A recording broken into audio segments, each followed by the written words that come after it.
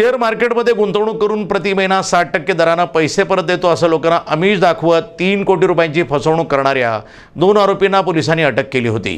किसन चंपालाल पांडे वय 21, कन्हैया चंपालाल पांडे वय 24, दोघेही राहणार बनिया मोहल्ला आमगाव असं अटक करण्यात आलेल्या संशयित आरोपींची नावं आहे। या प्रकरणामध्ये फिर्यादी चलुराज व्यंकटरंगप्पा कमैया वय 58 राहणार आमगाव तसंच इतर साक्षीदारांना आरोपी किसन पांडे आणि कन्हैया पांडे या दोघांनी शेअर मार्केटमध्ये गुंतवणूक करून त्यांना प्रति महिना अतिरिक्त दराने परतावा करतो असं आमिष दाखवून फिर्यादीचा विश्वास संपादन करून त्यांना पैसे देण्यास भाग पाडले।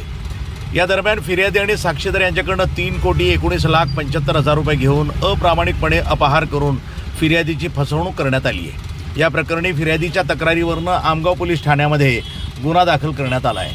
फसवणुकीच्या गुन्ह्याच्या अनुषंगानं 9 आरोपींच्या राहत्या घराची घर झडती घेण्यात आली।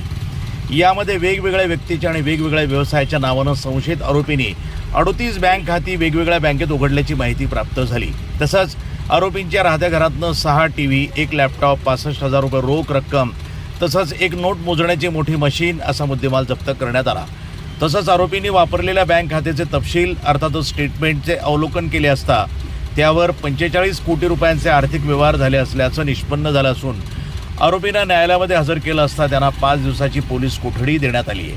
पुढील तपास आमगाव पोलीस करत आहेत। पोलीस ठाणे गुन्हा रजिस्टर नंबर 235/2024 फसवणुकीच्या गुन्ह्यामध्ये दोन आरोपींना अटक करण्यात आलेली होती।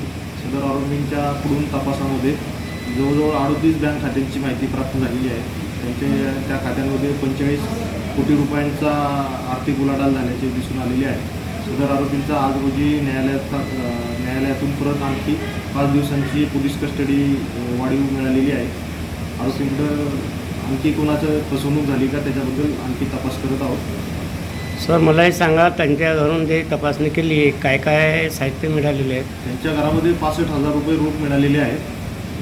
काही कॉम्प्युटरचं साहित्य आहे, नोटा मोजण्याची मशीन आहे, इतरही साहित्य आहे ते आपण जप्त करून घेतलेलं आहे। प्रतिनिधी राधाकिशन चुटे, टीव्ही न्यूज मराठी, गोंदिया।